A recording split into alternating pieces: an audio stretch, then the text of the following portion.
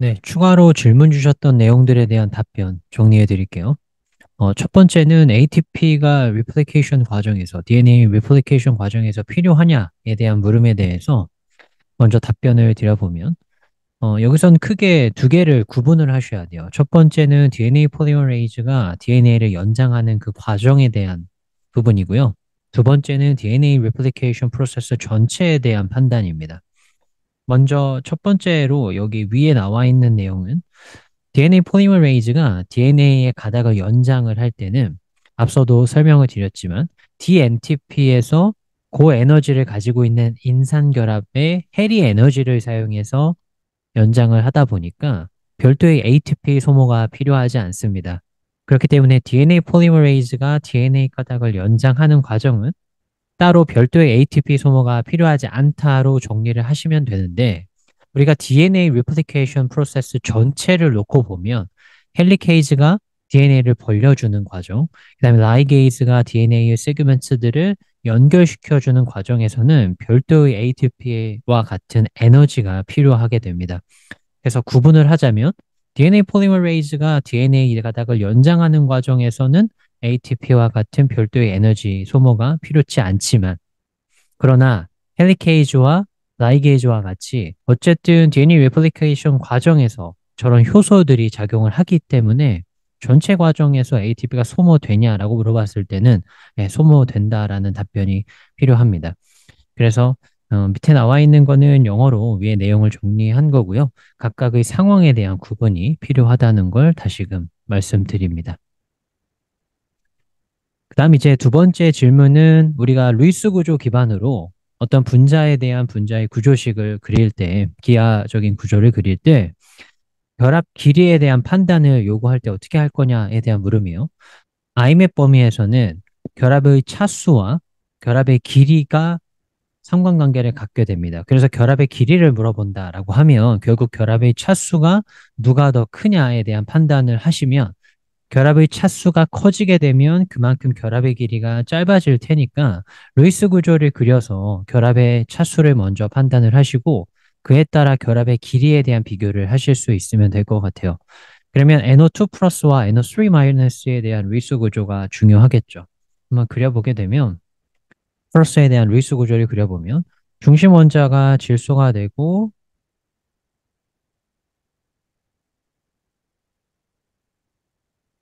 이렇게 된 상태에서 원래 N은 최외각 전자가 5개여야 되지만 지금 현재 플러스이기 때문에 지금 4개만 가져도 네, 올바른 구조가 되겠죠. 그래서 선형의 형태로 관찰이 됩니다. 더블 본드, N과 O 사이의 결합이 더블 본드고 선형의 구조가 관찰이 되죠.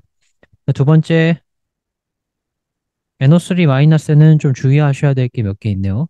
먼저 N을 그리고 O에 대한 거를 3개를 이런 식으로 처음에 그리면 원래 n이 최외각 전자가 5개지만 지금 마이너스라서 6개를 가지고 있는 상태에 대한 거는 6개를 가지고 있는 상태는 만족을 하죠. 그러나 옥텟을 만족하지 않잖아요. 이주기 원자들 같은 경우에 옥텟 룰에 대한 만족이 매우 중요한 요소가 되죠. 그러니까 옥텟을 만족시키기 위해서 2개를 터미널의 말단 원자 쪽으로 결합선을 넘겨주면서 전자를 보내야만 됩니다. 이런 상태에서 다시금 루이스 구조를 그리게 되면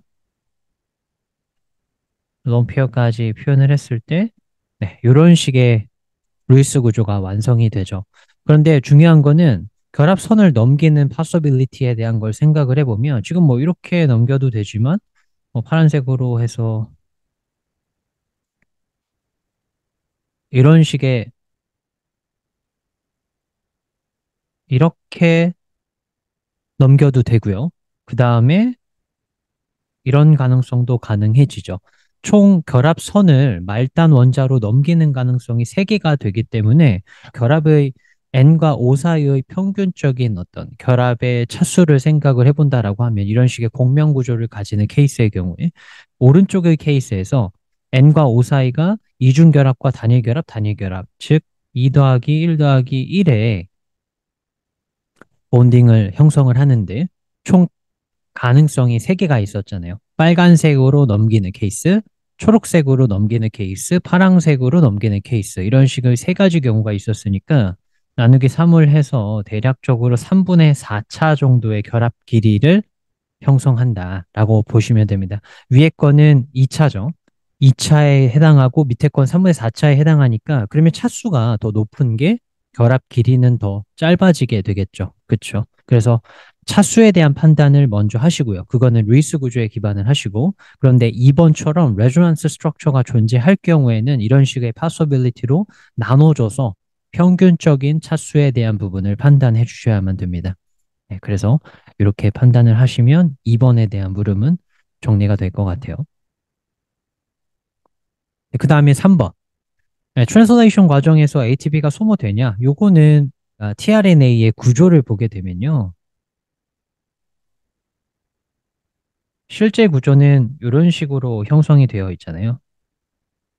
그렇죠? 여기를 5 프라임, 여기를 3 프라임의 단일 가닥으로 볼 때 3 프라임 쪽에 아미노산을 붙였었습니다. 5 프라임 쪽이 아니라 3 프라임 쪽에 아미노산을 붙여서 아미노산의 트랜스퍼 과정에 기여를 하는 게 tRNA였죠. 이렇게 아미노산을 tRNA에 붙이는 과정. 예를 들어 아미노산이 이렇게 있고 tRNA가 이렇게 있다가 아미노산과 tRNA가 붙는 과정. 3', tRNA의 3'에 아미노산을 붙일 때 아미노아시드 tRNA 신세테이즈 효소가 관여를 하는데 이때 ATP가 AMP가 되면서 인산 두 개가 빠져나오는 그 에너지를 역시 활용을 해서 아미노산을 tRNA에 붙이게 됩니다. 그래서 트랜슬레이션 과정에서 ATP의 소모가 관찰이 된다라고 정리하시면 됩니다. 네, 그 다음 네 번째 물음은 안티젠에 대한 건데 제가 정리해 놓은 요것들이 될 거예요. 우리 몸 안에 가지고 있는 게 아닌 비자기 물질들을 안티젠으로 인식을 할 수 있고요. 여기 나와 있다시피 뭐 프로틴, 글라이코리피드, 글라이코, 프로틴, 멤브레인에 있는 서피스에 관찰되는 이런 것들뿐만 아니라 폴리사카라이드, 다당류 혹은 뉴클릭 애시드, DNA나 RNA와 같은 이런 핵산들 역시도 안티젠으로 인식을 할 수 있습니다. 네, 그래서 이렇게 정리하시면 마무리될 것 같네요.